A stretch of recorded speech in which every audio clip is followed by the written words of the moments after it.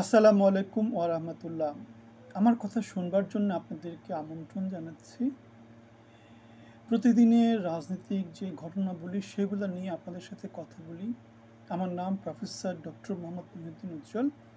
আমি বুয়েট থেকে গ্র্যাজুয়েশন করেছি, তারপরে আমেরিকা থেকে মাস্টার্স এবং পিএইচডি করেছি।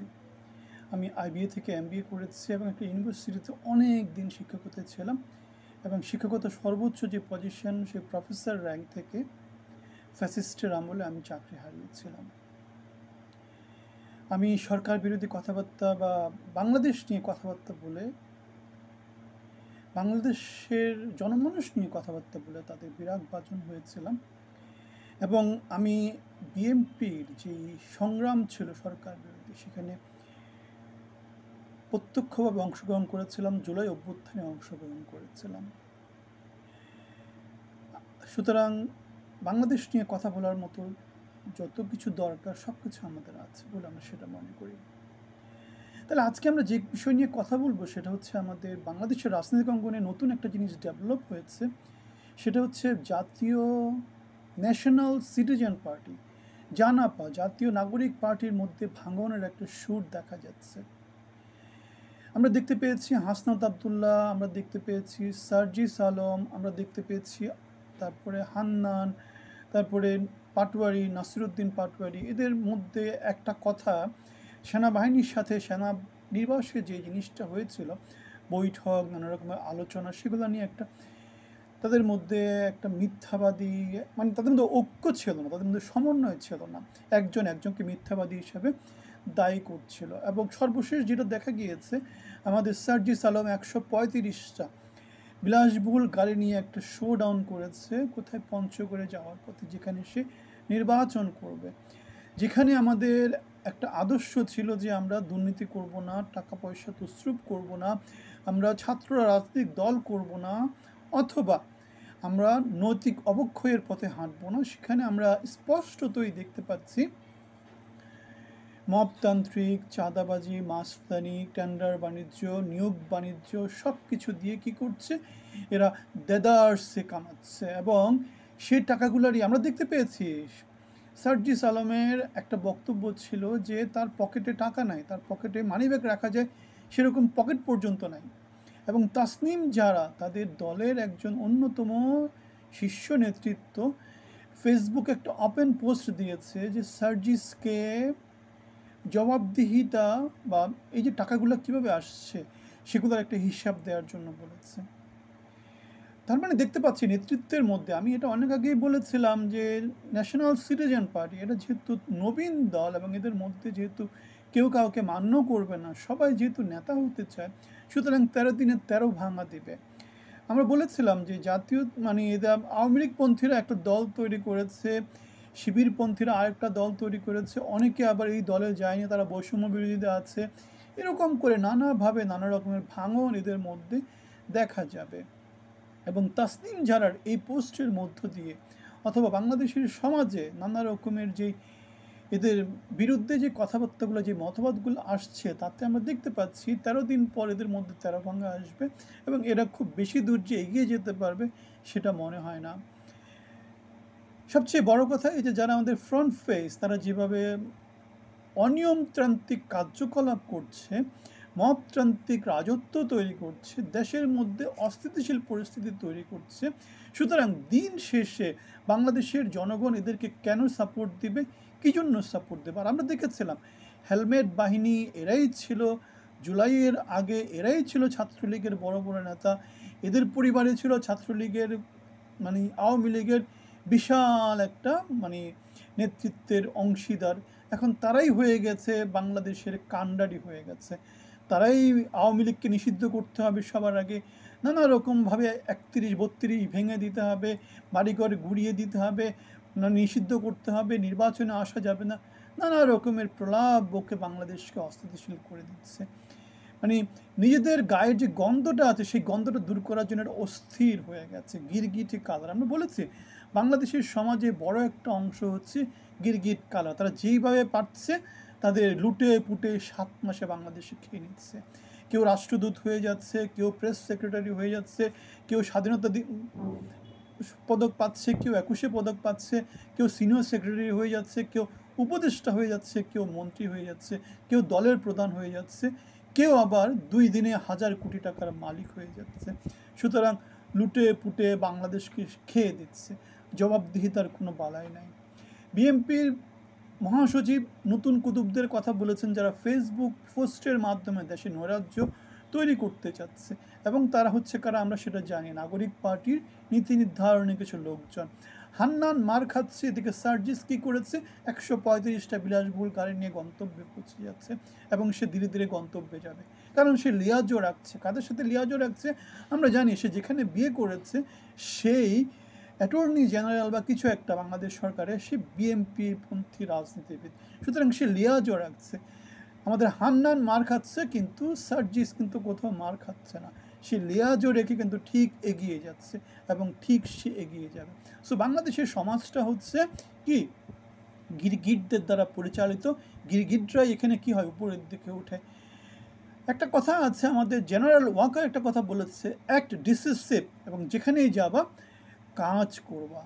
তিনি তার জওয়ানদের উদ্দেশ্যে, তার অফিসারদের উদ্দেশ্যে এই কথা বলেছেন। আমরা অফিসার্সদের সাথে তার একটা অ্যাড্রেসিং ছিল, যেখানে তিনি বাংলাদেশকে গণতন্ত্রের পথে উত্তরণের জন্যে অফিসারদের কাজ করার জন্য বলেছেন, এবং নেতৃত্বের সাথে সবসময় লিয়াজও রাখার কথা বলেছেন, এবং ভুল পথে যাতে কোনো রকমের কার্যক্রম যাতে তারা না নেয় সেই কথাটা তিনি তাদেরকে বারবার মনে করিয়ে দিয়েছেন। এবং আমি অনেক দিন ধরে বলে আসছি, he is one of the finest general of Bangladesh. So Bangladesh নির্বাচনের পথে হাঁটছে, বাংলাদেশ অস্থিতিশীল পথে আর মনে হয় হাঁটবে না। এই যে বৈষম্য বিরোধী ছাত্র আন্দোলন বা জাতীয় নাগরিক পার্টি, এরা মনে হয় আর অস্থিতিশীলতার দিকে যাবে না। আমরা দেখতে পেয়েছি অক্টোবর থেকে যত কিছু এরা নিয়েছে, কোনো কিছুতেই এরা সাকসেস হয়নি, কারণ বাংলাদেশের স্বার্থ বিরোধী, স্থিতিশীলতা বিরোধী কার্যক্রমগুলো এরা নিচ্ছে বারবার। বাংলাদেশকে গণতান্ত্রিক পথে উত্তরণের পথে বাধা দিচ্ছে এরা বারবার, নির্বাচনের পথে যেতে বাধা দিচ্ছে বারবার। সুতরাং সেনাপ্রধান থেকে শুরু করে এখন বাংলাদেশের পুরুষ জনগোষ্ঠী এদের বিরুদ্ধে চলে গেছে, এবং হাসনাত এবং সার্জিসের সর্বশেষ যে নির্বাচনী ভোট চাওয়ার যে ধরন, যে 135টা গাড়ির যে বিলাসবহুল শো ডাউন, সেখান থেকে আমরা বুঝতে পারছি যে তারাও এখন নির্বাচনের পথে হাঁটা শুরু করেছে। রাজনীতি একটা খেলা, খুব বড় বেশি, মানে যারা রাজনীতিবিদ বাংলাদেশে তাদের কাছে। কারণ হচ্ছে 7 মাসে আমরা দেখতে পাচ্ছি শূন্য পকেট থেকে 1000 কোটি টাকার মালিক হয়ে যেতে, 15 বছরে লাখ কোটি টাকার মালিক হয়ে যেতে। সুতরাং দেশপ্রেম বলে খুব বেশি রাজনীতিবিদের মধ্যে আছে, সেটা আমরা মনে হয় খুব বেশি বলতে পারি না। কেন, দেশপ্রেম হতে হলে কী লাগবে, আপনি মেধা এবং যোগ্যতাকে প্রাধান্য দিতে হবে, আপনি বাংলাদেশের জন্য কথা বলতে হবে, এবং মেরিটোক্রেসি বেসড একটা সমাজ তৈরি করতে হবে। কিন্তু আমরা কি দেখতে পাই, আমরা দেখতে পাই যে যত আহম্মক তার পজিশন তত বড়, এবং তাকে আমরা তত বেশি সালাম সে পাই। আপনারা যদি ডিসএগ্রি করেন, কেন ডিসএগ্রি করেন সেটা আমাদেরকে বলবেন, ঠিক আছে? সো মিথ্যার রাজত্বে সত্যকে বিপ্লব করতে হয়, আবার সত্যর রাজত্বে মিথ্যাকে বিপ্লব করতে হয়। আমরা সেই জিনিসটা বাংলাদেশে অহরহ দেখতে পাই। যেমন হাসিনা সরকারের সময় উন্নয়নের একটা বয়ান দিয়ে সে গণতন্ত্রকে দাবিয়ে রেখেছে, ভোটকে দাবিয়ে রেখেছে। ইউনূসের এই রাজত্বে সংস্কারকে দিয়ে সে কী করছে, জনগণের ভোট এবং নির্বাচনকে সে দাবিয়ে রাখতে চাচ্ছে, এবং নিজের যে আখের গুছানো সেগুলো সে গুছিয়ে নিচ্ছে। চিটাগাং কেন্দ্রিক সমাজ ব্যবস্থা, এনজিও কেন্দ্রিক শাসন ব্যবস্থা সে তৈরি করেছে, এবং বাংলাদেশকে নানাভাবে বৈষম্য বিরোধীরা সহ তার আশেপাশে যারা আছে সবাই মিলে লুটে পুটে নতুন একটা মিথ্যার রাজত্ব তৈরি করছে, যেখানে বাই ব্রাদার কেন্দ্রিক লুটপাটের রাজত্ব চলমান আছে।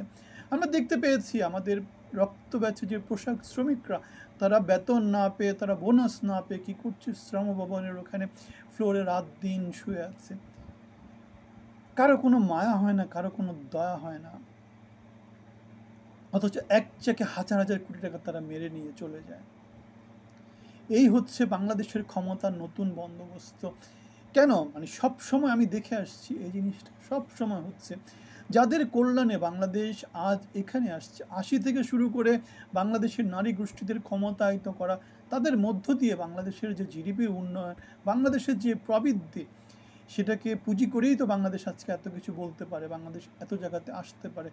কী বল, আমরা যেটাকে বলি বাংলাদেশ মধ্যম আয়ের দেশ হিসেবে বাংলাদেশ নিজেকে দাবি করতে পারে, উন্নয়নের পথে হাঁটার কথা বলতে পারে, তাদেরকে আমরা বঞ্চিত করছি পদে পদে, তাদের রক্ত শুষে নিচ্ছি। আমরা দেখতে পেয়েছি মিডল ইস্টে আমাদের যে শ্রমিক রক্ত চুষে নিচ্ছে, গার্মেন্টস শ্রমিকদের কাছ থেকে আমরা রক্ত চুষে নিচ্ছি, কৃষকদের কাছ থেকে রক্ত চুষে নিচ্ছে। তারা 2 পয়সার যে শাকসবজি সেগুলো তারা বিনা পয়সায় তারা হয়তো রাস্তাঘাটে ফেলে দিয়ে চলে যায়। কারণ এবার ফসলের দাম কমতে কমতে এমন একটা লেভেলে চলে আসছে, তাদের উৎপাদন খরচ পর্যন্ত তারা হয়তো পায় না।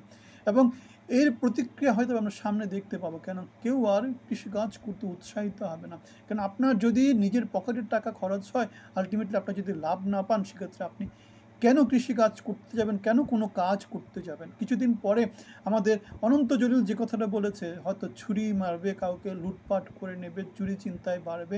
বাংলাদেশে যেভাবে গার্মেন্টস ফ্যাক্টরি বন্ধ হচ্ছে, যেভাবে বাংলাদেশ থেকে নানা রকমের ফ্যাক্টরি সারা পৃথিবীর অন্যান্য দেশে, আফ্রিকার দেশে স্থানান্তরিত হচ্ছে, তাতে বাংলাদেশের জন্যে সামনে একটা কঠিন সময় ওয়েট করছে। আর বাংলাদেশের জিডিপি তো আমাদের গত বছরের তুলনায় 1/3 নেমে গেছে। সুতরাং সব দিক বিবেচনায় বাংলাদেশ যে খুব ভালো পজিশনে আছে সেটা বলা যাবে না। গণতান্ত্রিক পথে উত্তরণ করলেই শুধুমাত্র বাংলাদেশ উন্নতর দিকে হয়তো বা আমাদের আগাতে পারে, অর্থনৈতিক উন্নয়নের দিকে আগাতে পারে। এখানে একটা কথা আছে, ছাত্র নেতা দিলীপ রায়কে পুলিশ নির্মমভাবে মারপিট করেছে। ছাত্রদের যে শ্রমিকদের যে অধিকারের কথা, সেই অধিকারের কথা বলতে গিয়ে সে আজ মারপিটের সম্মুখীন হয়েছে। অথচ সে ছিল জুলাই আন্দোলনের একজন কর্মী ছিল, সে ছিল 57 ধারায় গ্রেপ্তার হওয়া হাসিনা সরকারের সময়ের একজন সংগ্রামী নেতা ছিল। সুতরাং এটাই হচ্ছে আমাদের ক্ষমতার নতুন বন্দোবস্ত। আমার কথা বলতে পারে, আমি কি করেছি, সব সময় সরকার বিরোধী বাংলাদেশের জন্য কথা বলেছি, বাংলাদেশের উন্নয়নের জন্য কথা বলেছি।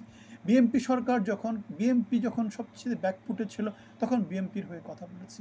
যখন জুলাই অভ্যুত্থানে ছাত্ররা যখন মারপিটে পিছিয়ে পড়তেছিল, তারা যখন সরকার বিরোধী আন্দোলনে তাদের যখন জনসমর্থনের দরকার ছিল, ওদের হয়ে শাহবাগে গিয়েছি, শহীদ মিনারে গিয়েছি। আমাদের জেনারেল ওয়াকার যখন চারদিক থেকে আক্রমণের বিষয়বস্তু হচ্ছিল, আমি জেনারেল ওয়াকারের পক্ষ নিয়ে নানা রকমের কথা বলেছি। ডক্টর ইউনূস যখন হাসিনা সরকারের কাছ থেকে নানা রকমের বৈষম্যের শিকার হচ্ছিল, ডক্টর ইউনূসের পক্ষে হাজারবার পোস্ট দিয়েছে, বৈষম্য বিরোধীদের পক্ষে হাজারবার পোস্ট দিয়েছে। সুতরাং বাংলাদেশের পক্ষে আমরা কথা বলি, এখনও বাংলাদেশের পক্ষে আমরা কথা বলেছি। আমার বাবা দাদা চাচারা ছিল মুক্তির সংগ্রামী, আমরা হচ্ছে মুক্তির সংগ্রামী। সুতরাং বাংলাদেশের জন্যে কথা বলার অধিকার আমাদের আছে, এবং আমরা সেই অধিকার সব সময় এক্সারসাইজ করে যাব। আজ হচ্ছে 25শে মার্চ, ভয়াল কালো রাত।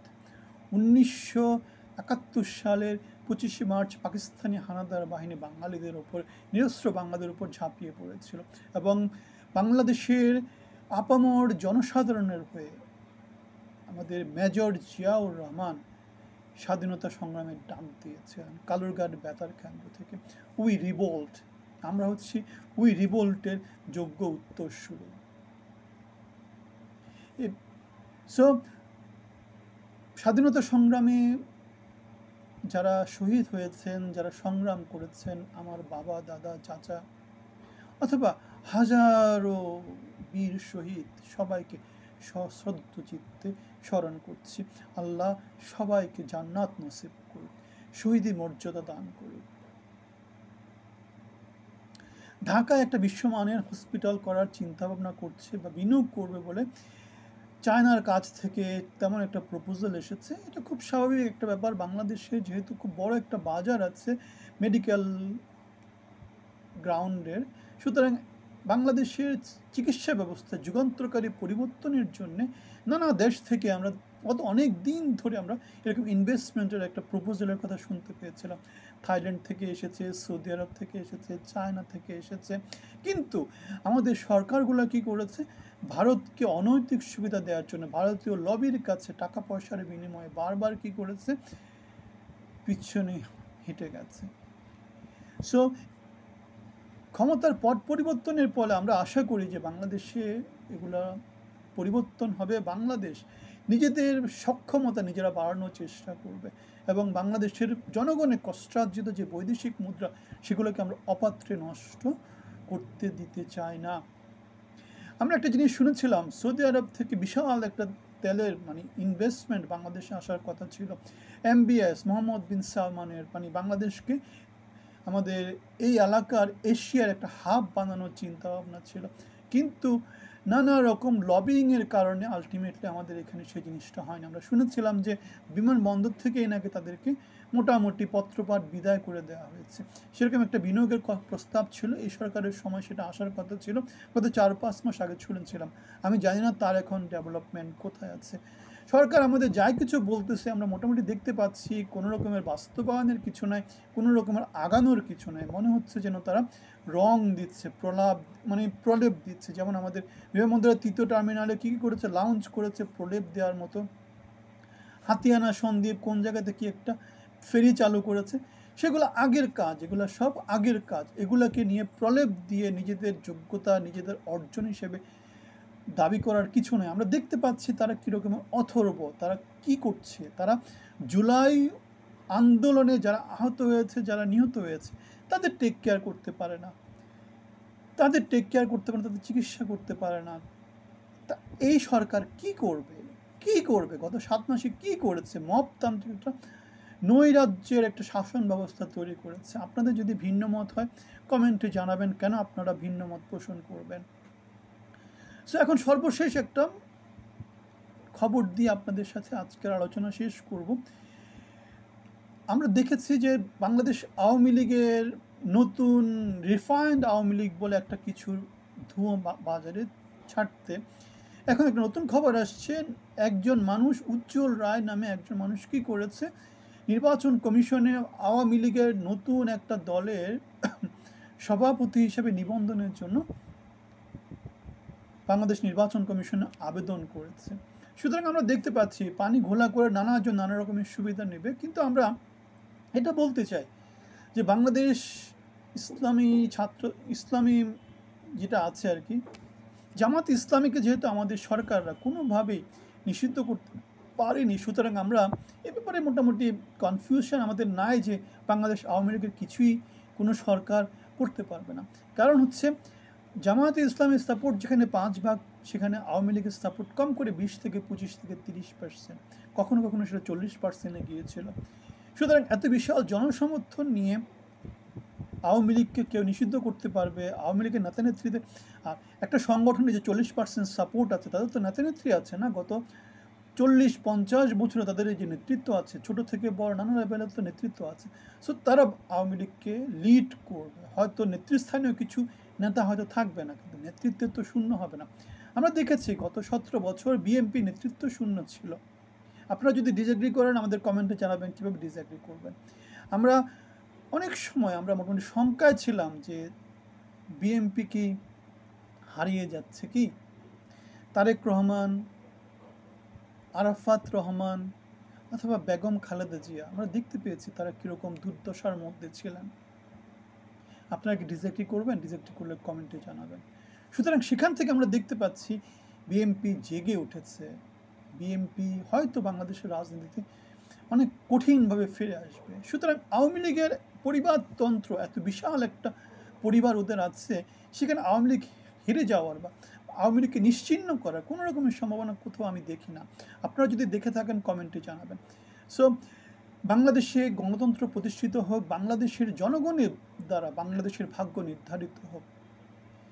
5-6 জন লোক মিলে একটা বদ্ধ রুমের মধ্যে বসে বাংলাদেশকে বিপথে পরিচালিত করুক, সেটা আমরা চাই না।